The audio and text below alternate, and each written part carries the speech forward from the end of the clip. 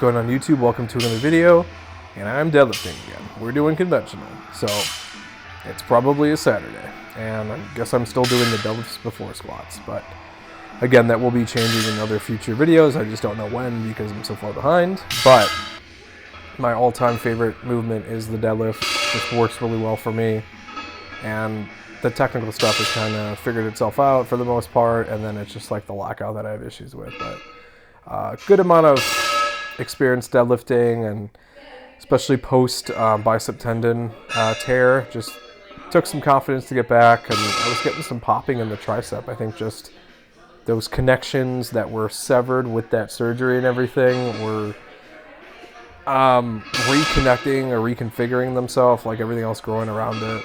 So I feel like I'm in a better spot now, but I'm glad to be deadlifting. I'm not pulling anywhere near as heavy as I used to, but I'm working towards it.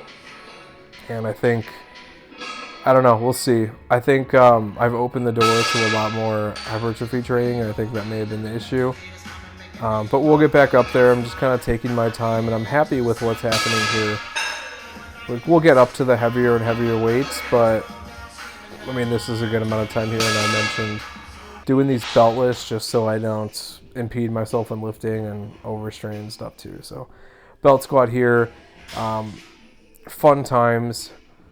Again, like just stacking plates on there looks really fun, and it's a weird feeling when you sink into the holdo because you don't have that weight bearing down on your spine, kind of pushing you down like you're bracing against it.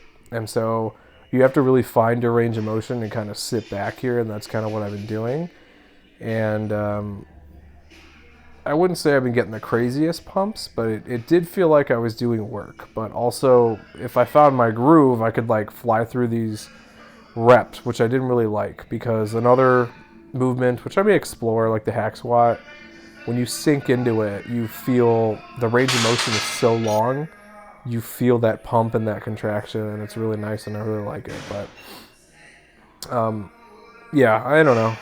Yeah, not the leanest guy, but you can see stuff working here, and it's just really easy to set up and get going. You don't have to do much. You just throw weights on there, and again, I'm doing the plates on here so I can get some clearance from the little hook thing in the middle here or whatever. So like that's my whole logic. Because before I did that, that little piece was hitting the ground, and you can't go any lower once that hits. So losing all the tension and brace and everything there. So yeah, made some modifications, did some stuff online, just kind of went from there. The good old ham curls, unilateral bicep emulation of the hamstrings, which I like. So I'm just working my way up on this, just to try to add poundage to it, and then I think I'm gonna like manipulate like reps, and we'll surpass 10 and 12 like we used to. I think that was a good amount of time. The pumps were crazy, but I started supplementing with more electrolytes, because at some points I was getting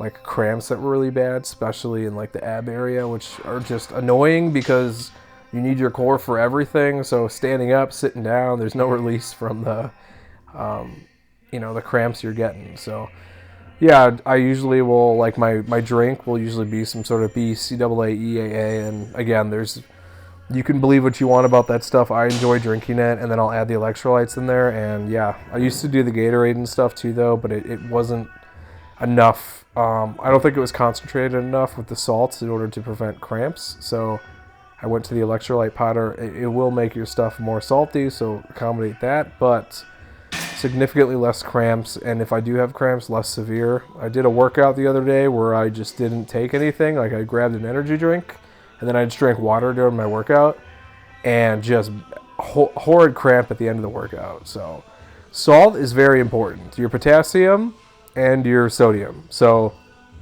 make sure you're getting good quantities, and if you're not eating enough of that in your life, supplement. But I guess it's more reminiscent of like high volume training if you're doing high volume stuff. So wide grip bench here as we transition back from that leg day. Again, I'm doing like 2 days at a time, and sometimes the timelines get screwed up because like we'll deload, and then I'm not filming the deloads because nothing's really happening.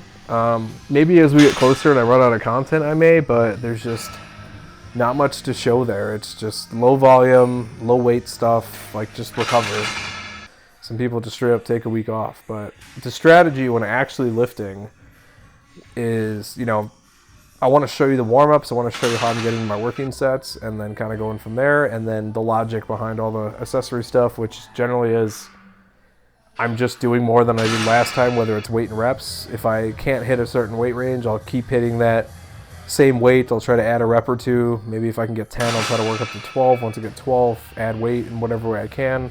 That's why I like these weight stacks on machines that are magnetic, because you can buy these like 5, 2.5, or fractional weights and then add them to the stack and then remove them pretty quickly to get that extra stimulus. So sometimes when going from, you know, if it's a 10 or 11 on a machine, it's not a straight 1-to-1 carryover, and it could be significantly more. So you may not be ready to do that. So I've always liked micro plates. I've always liked things you can add slowly to get a little bit more than you did last time, without overloading it and doing it. It's like dumbbells where you've got 5-pound jumps in increments.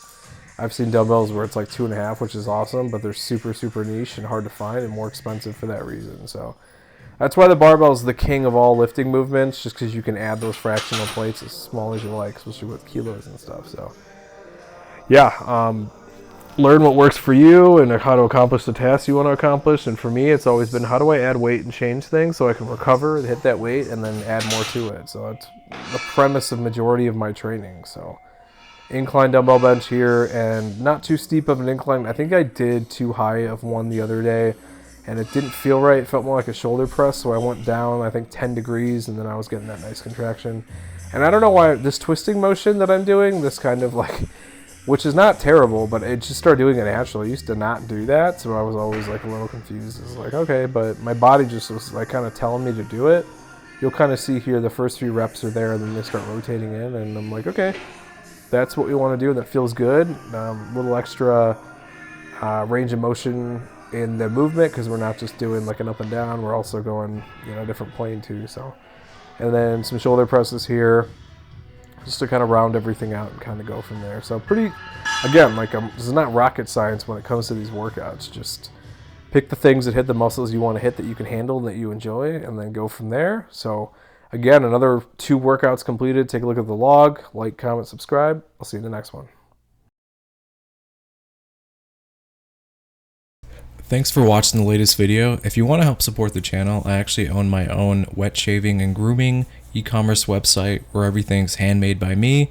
It's www.apexsoaps.com, and you can get a 10% off code using wet shaver. We've got some cool scents here. We've got some Coca-Cola scents, a horchata scent, traditional barbershop, just some really cool stuff. And you can purchase samples or you can buy the whole set. If you have any questions, feel free to reach out via email. Be quick to respond. Thanks for watching.